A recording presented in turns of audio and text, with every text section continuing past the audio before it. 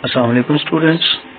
जैसा कि हमने अपने प्रीवियस लेक्चर में दो शॉर्ट क्वेश्चंस किए थे चैप्टर नंबर 6 के इक्विलिब्रा के, ठीक है।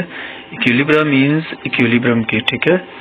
तो आज हम नेक्स्ट 3 क्वेश्चंस देखेंगे, शॉर्ट क्वेश्चंस, ठीक है। तो उसमें फर्स्ट क्वेश्चन है हमारे पास, अच्छा फर्स्ट वाला क्वेश्चन है हमारे पास, how can you get the maximum yield in a reversible reaction, ठीक है। How can you get the maximum yield in a reversible reaction? सबसे पहले तो हम इसमें समझेंगे कि रिवर्सिबल रिएक्शन क्या होता है, जैसा कि हम अपनी प्रीवियस लेक्चर में भी किया था और वैसे भी आप चैप्टर में पढ़ चुके हैं कि रिवर्सिबल रिएक्शंस क्या होते हैं। वो वाले रिएक्शंस जो हमारे पास बेसिकली वो रिएक्शंस हैं जिनमें फॉरवर्ड रिएक्शन भी हो और रिवर्स रिएक्शन भी हो, यानी कि रिएक्टेंट से प्रोडक्ट बने और प्रोडक्ट्स दोबारा से रिएक्टेंट में कन्वर्ट हो जाए, इनको हम कहते हैं रिवर्सिबल रिएक्शन। ओके स्टूडेंट्स, अच्छा तो हम यहाँ पे फर्स्ट वाला क्वेश्चन देखते हैं, how you get the maximum yield, how you get the maximum yield in a reversible reaction, ठीक हो गया। अब यील्ड क्या होता है हमारे पास, यील्ड बेसिकली कहते हैं कोई भी हमारे पास चीज है उसमें कोई भी हमारे पास यील्ड बेसिकली किसको कहते हैं कि कोई भी हमारे पास कोई प्रोडक्ट है उसकी पैदावार को बेसिकली कहते हैं यील्ड, ठीक है। अब हमारे पास आपको पता है कि एक रिएक्शन होगा, अब हमने उस रिएक्शन में देखना है कि हमारे पास मैक्सिमम ज्यादा से ज्यादा उसकी पैदावार, उसकी यील्ड हमने निकालनी है, तो वो कैसे निकालते हैं, ठीक है। ये थर्ड वाला क्वेश्चन है शॉर्ट क्वेश्चन एक्सरसाइज का।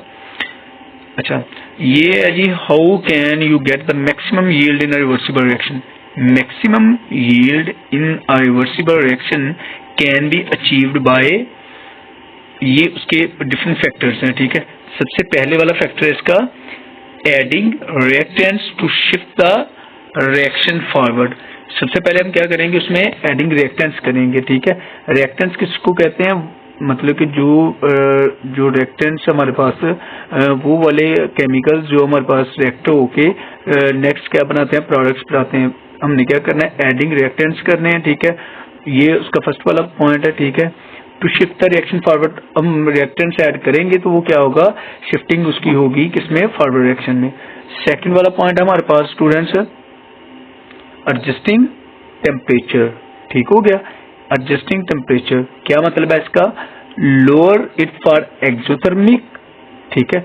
एडजस्टिंग टेम्परेचर यानी कि हमने अपना टेम्परेचर भी एडजस्ट करके रखना है according to our chemical reaction, ठीक है। अब कुछ केमिकल रिएक्शंस हमारे पास होते हैं एक्सोथर्मिक और कुछ केमिकल रिएक्शंस हमारे पास होते हैं एंडोथर्मिक, ठीक है।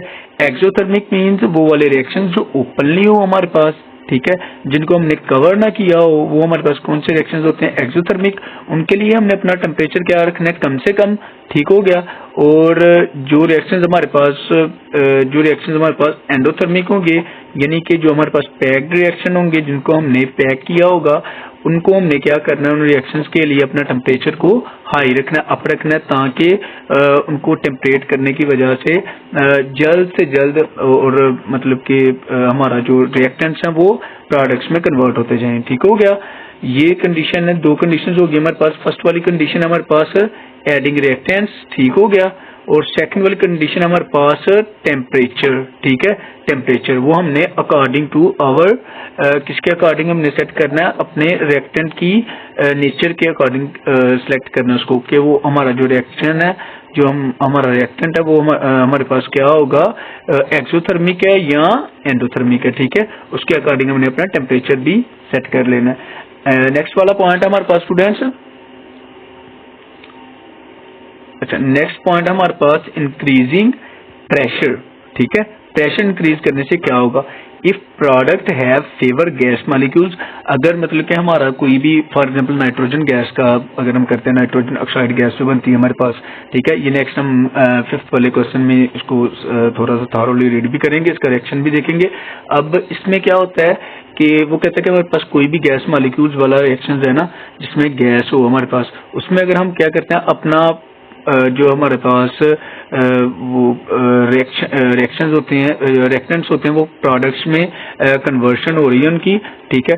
तो अगर हम वहां पे अपना प्रेशर को हाई रखते हैं, प्रेशर को इंक्रीज करते हैं, तो क्या होगा हमारे पास कि फिर भी हमारे पास रिएक्शन जल्दी होगा, स्पीड अप होगा। ठीक है, हमें तो चाहिए ना मैक्सिमम यील्ड। ठीक है, हमारा क्वेश्चन ये है कि हम कैसे यील्ड को इम्प्रूव कर सकते हैं, कैसे यील्ड को बढ़ा सकते हैं।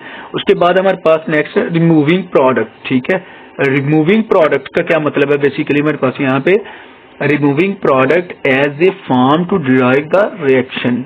ठीक है, ये है जी हमारे पास रिमूविंग प्रोडक्ट्स के मतलब कि रिएक्टेंट से जो प्रोडक्ट बन रहे हैं ना, वो प्रोडक्ट्स को हमने रिमूव करना है, निकालते जाना है। ठीक है, जो प्रोडक्ट्स हमारे पास बनते जाते हैं तो वो क्या होगा, ये भी हमारे पास एक फैक्टर है यील्ड को, मैक्सिमम यील्ड को कलेक्शन करने के लिए। ठीक हो गया। अब हमारे पास बेसिकली ये थर्ड वाला क्वेश्चन है। ठीक है, आपने इसको ये नोट भी करना है। ठीक है, अपनी नोटबुक्स पे, और साथ आपने क्या कर लेना, इसको याद भी करना है। ठीक है, अच्छा, ये हमारे पास थर्ड वाला क्वेश्चन हो गया। उसके बाद हमारे पास ही क्वेश्चन नंबर फोर्थ। ठीक है, फोर्थ क्वेश्चन में हम क्या करते हैं, how can you decrease the time to attain the position of equilibrium in a reversible reaction. सबसे पहले तो हम क्वेश्चन को समझते हैं। ठीक है, कि क्वेश्चन हमारे पास क्या है, क्वेश्चन क्या है हमारे पास बेसिकली, हाउ वी डिक्रीज क्या करना है हमने, टाइम। ठीक है, टाइम को डिक्रीज करना है, किस लिए, to attain the position of equilibrium, के वो जल्दी से जल्दी टाइम कम टाइम लगे उसे इक्विलिब्रियम की पोजीशन को अटेन करने के लिए। ठीक हो गया स्टूडेंट्स। अब फोर्थ वाला क्वेश्चन हम यहाँ पे रीड आउट करते हैं। इसको टाइम को कम करने के लिए हम क्या करेंगे, यहाँ पे कोई ना कोई कैटालिस्ट यूज करेंगे। अब कैटालिस्ट क्या होता है, सबसे पहले तो हमने कैटालिस्ट समझना है। ठीक है, कैटालिस्ट होता है स्टूडेंट्स हमारे पास कोई भी रिएक्शन हो रहा है। ठीक है, कैटालिस्ट का क्या काम है, कैटालिस्ट उसको क्या करता है, स्पीड अप करता है। ठीक है, अगर वो 5 मिनट में होता है, हम उसमें कोई कैटालिस्ट यूज करते हैं तो वो रिएक्शन हमारे पास स्पीड अप हो जाएगा, यानी कि जहाँ पे 5 मिनट लग रहे हैं वहां पे 2 मिनट्स लगेंगे, 3 मिनट्स लगेंगे। ठीक है, टाइम उसमें कम लगेगा। ये होते हैं हमारे पास कैटालिस्ट। ठीक हो गया। अच्छा, और कैटालिस्ट की एक और डेफिनेशन, फॉर एग्जांपल मैं आपको एक फिजिकल एग्जांपल देता हूँ ना कैटालिस्ट की, कि अगर आप दूध में कोई चीनी ऐड कर रहे हैं। ठीक है, ये कैटालिस्ट हमारे पास, आपने क्या किया, शुगर ऐड की है किसी दूध में या पानी में, आपने उसको मिक्सअप करना है ना, तो आप अगर सिंपल उसको ऐड कर देंगे तो फिर भी तो वो हो जाएगा। ठीक है, रिएक्शन तो फिर भी हमारे पास होगा, वो मिक्सअप होगा, लेकिन वो स्लोली होगा। ठीक है, अगर आप क्या करते हैं, कुछ स्पून की मदद से, ठीक है ना, आप क्या करते हैं, उसको मिक्सअप करना स्टार्ट कर देते हैं, तो वो क्या होगा, हमारे पास रिएक्शन स्पीड अप हो जाएगा। वो जल्दी से जल्दी, जहाँ पे 5 से 10 मिनट लग रहे हैं, वो 1-2 मिनट में हमारे पास सारे का सारा रिएक्शन क्या हो जाएगा, मिक्सअप हो जाएगा। ठीक है, अच्छा, ये होता है जी उसका यूज ऑफ कैटालिस्ट। कैटालिस्ट को यूज करते हुए हम अपने रिएक्शन को क्या करते हैं, स्पीड अप करते हैं। ठीक है, अब क्वेश्चन में जो मेन थिंग है वो ये है कि हमने अपना टाइम कम से कम, अपना टाइम को कंज्यूम करना, टाइम कम से कम लगे उसको। ठीक है, रिएक्शन को। Adding a catalyst can decrease the time to attain the position of equilibrium in a reversible reaction. Reaction कौन सा हो, रिवर्सिबल रिएक्शन, यानी कि जो रिएक्टेंट्स है वो प्रोडक्ट में और प्रोडक्ट रिएक्टेंट्स में कन्वर्ट होते जाएंगे। ठीक है, adding a catalyst provides an alternative pathway for the reaction with a lower activation energy। अब वो कहता है कि कैटालिस्ट से और क्या होता है, हमारे पास जो एक्टिवेशन एनर्जी होती है ना, यानी कि रिएक्टेंट को आपस में मिलाकर प्रोडक्ट में बनाने के लिए जो एक्टिवेशन एनर्जी होती है, किसी रिएक्शन को एक्टिव करने के लिए जो एनर्जी होती है, अगर हम कैटालिस्ट यूज करते हैं तो वो भी लोअर एक्टिवेशन एनर्जी, यानी कि लोअर एक्टिवेशन एनर्जी से जल्दी से जल्दी रिएक्शन हमारे पास स्पीड अप हो जाएगा, जल्दी से जल्दी रिएक्टेंट्स प्रोडक्ट्स में कन्वर्ट होना स्टार्ट हो जाएंगे। ठीक है, विच speed up both the forward and reverse reaction without being consumed in the process. ठीक है, इससे क्या होगा हमारे पास कि रिएक्शन हमारा स्पीड अप हो जाएगा, फॉरवर्ड रिएक्शन भी और रिवर्स रिएक्शन भी। ठीक है, यानी कि रिएक्टेंट से प्रोडक्ट भी स्पीडली रिएक्टेंट से प्रोडक्ट बनना स्टार्ट हो जाएंगे, और जो प्रोडक्ट्स हमारे पास बने हैं वो भी स्पीडली क्या बनना स्टार्ट हो जाएंगे, रिएक्टेंट्स में कन्वर्ट होना स्टार्ट हो जाएंगे। ठीक है, और टाइम कंज्यूम होना स्टार्ट हो जाएगा हमारा। ठीक है, ये फोर्थ वाला क्वेश्चन था हमारे पास। अब कैसे करते हैं ये आपको पता होना चाहिए कि यूज कैटालिस्ट। ठीक है, कैटालिस्ट की मदद से हम उसको क्या कर सकते हैं, अपना टाइम कंज्यूम कर सकते हैं। ठीक हो गया।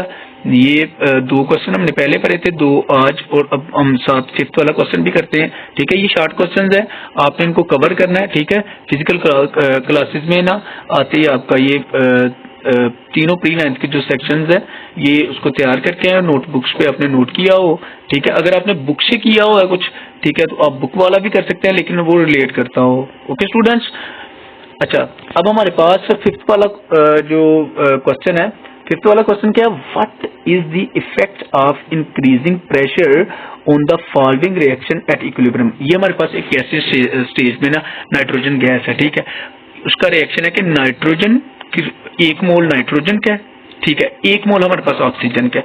अब उससे क्या बन रहे हैं, हमारे पास 2 मोल्स क्या बन रहे हैं, यानी कि रिएक्शन की जो हमारे पास रिएक्शन है उसकी कंसंट्रेशन हमारे पास सेम है। अब हमने क्या करना है कि इसमें बेसिकली हमने ऐड करना है प्रेशर, ठीक है, प्रेशर को इंक्रीज करना है और फिर देखना है कि इसका इफेक्ट क्या होता है। ठीक हो गया स्टूडेंट्स। अच्छा फिफ्थ वाला क्वेश्चन है जी हमारे पास शॉर्ट क्वेश्चन, ये नाइट्रोजन गैस है, उसने कहा कि इंक्रीजिंग प्रेशर, जैसे हमने टेम्परेचर को इंक्रीज किया था ना, तो टेम्परेचर को इंक्रीज करने से क्या हुआ था, हमारे पास टेम्परेचर को एंडोथर्मिक और एक्सोथर्मिक के हवाले से हमने देखा था। अब हम देखेंगे प्रेशर को इंक्रीज करने से, ठीक है, प्रेशर को इंक्रीज करने से हमारे पास क्या इसका इफेक्ट आता है। Increasing the pressure on the reaction, ये हमारे पास रिएक्शन है, नाइट्रोजन गैस का 1 मोल है और ऑक्सीजन का 1 मॉलिक्यूल है, और इससे 2 मोल्स यानी कि 1 + 1 2 मोल्स हमारे पास रिएक्टेंट्स है और 2 मोल्स हमारे पास प्रोडक्ट्स बन रहे हैं, will have an effective based on the number of moles of gas on each side of the equation. ठीक है, अब इसका मतलब है कि वो कह रहा है कि हमने दोनों की कंसंट्रेशन अगर जितनी प्रोडक्ट्स में उतनी हमारे पास उसमें जितनी अमाउंट हमारे पास, जितनी कंसंट्रेशन हमारे पास रिएक्टेंट की है उतनी ही कंसंट्रेशन हमारे पास प्रोडक्ट्स की भी आ रही है। In this reaction there are 2 moles of gas on the reactant side, reactant side पे यानी कि रिएक्टेंट्स हमारे पास 2 मोल्स हैं, ठीक है, अब प्रोडक्ट्स में हमारे पास क्या होंगे 2 मोल्स, ठीक है, ये हमारे पास क्या है products, 2 moles of gas on the product side, ठीक है, प्रोडक्ट साइड में भी 2 मोल्स ऑफ नाइट्रोजन गैस, ठीक है, नाइट्रोजन ऑक्साइड के 2 ही मोल बन रहे हैं, 2 ही मोल हमने रिएक्टेंट में यूज किए हैं और 2 ही मोल हमारे पास प्रोडक्ट्स में आ रहे हैं। Since the number of moles of gas is the same on both of this of the reaction, increasing the pressure will not favour either the forward और रिवर्स रिएक्शन। ठीक हो गया। अब उसने क्या कहा कि यहाँ पे हमारे पास जो प्रेशर को अगर हम इंक्रीज करते हैं ना किसी कोई भी रिएक्शन हमारे पास, तो उसका कोई इफेक्ट नहीं होगा, ठीक है, रिएक्शन हमारा वैसे चलता जाएगा। ओके स्टूडेंट्स, टेम्परेचर को इंक्रीज करने से हमारे पास रिएक्शन में स्पीड अप हुआ था, ठीक है, वो हम कंडीशन के अकॉर्डिंग देखते हैं कि हमारा रिएक्शन एक्सोथर्मिक है या एंडोथर्मिक है। लेकिन अगर हम प्रेशर की बात करें तो प्रेशर को इंक्रीज या डिक्रीज करने से हमारे पास कोई चेंज नहीं आता, ठीक है, therefore there will be no significant shift in the position of equilibrium due to a change in pressure in this specific ठीक है specific reactions। यानी कि स्टूडेंट्स इसमें जो बेसिक जो इसका आंसर बनता है कि प्रेशर को इंक्रीज, क्वेश्चन हमारा यही था कि कोई भी रिएक्शन हमारे पास अगर हम उसमें प्रेशर को इंक्रीज करते हैं तो इक्विलिब्रियम पे क्या इफेक्ट होगा, ठीक है, तो there is no effect on equilibrium. ठीक हो गया, प्रेशर को इंक्रीज करने से या डिक्रीज करने से हमारे पास कोई इफेक्ट नहीं आता। ठीक हो गया, रिएक्शन पे कोई इफेक्ट नहीं आता। वाइल अगर हम टेम्परेचर की बात करें, टेम्परेचर को इंक्रीज या डिक्रीज करने से हमारे पास चेंज आया था। ओके, ये हमारे पास 5 क्वेश्चन शॉर्ट क्वेश्चंस कंप्लीट हो गए हैं। अब प्री 9th के तीनों सेक्शंस को ये नोटबुक पे भी नोट करना है, ठीक है, आपने इसको सही से याद भी करना है, ठीक है, तो ये बेटा आपका आते ही ना क्यूज टाइप क्लास टेस्ट भी होगा, ओरल टेस्ट होगा, ठीक है, आप सब स्टूडेंट्स ने इसका कंसेप्ट भी आपको उनका, ठीक है, जिस बच्चे को समझ नहीं आया वो दोबारा से क्लास में भी डिस्कस कर सकते हैं हम इसको, किसी पॉइंट की कोई समझ ना आई हो, किसी चीज की कोई समझ ना आई हो, तो ये 5 क्वेश्चन आपने सही से करके आना। ठीक है, हो गया स्टूडेंट्स। और इसके अलावा आपने क्या करना है, जो आपका स्टार्ट वाले इसमें है ना, आपने रिवाइज करना है उनको, ठीक है, इक्विलिब्रियम को, इक्विलिब्रियम जो चैप्टर है हमारे पास आपने उसको सही से थॉरोली रीड आउट भी करना है, ठीक है, तो ये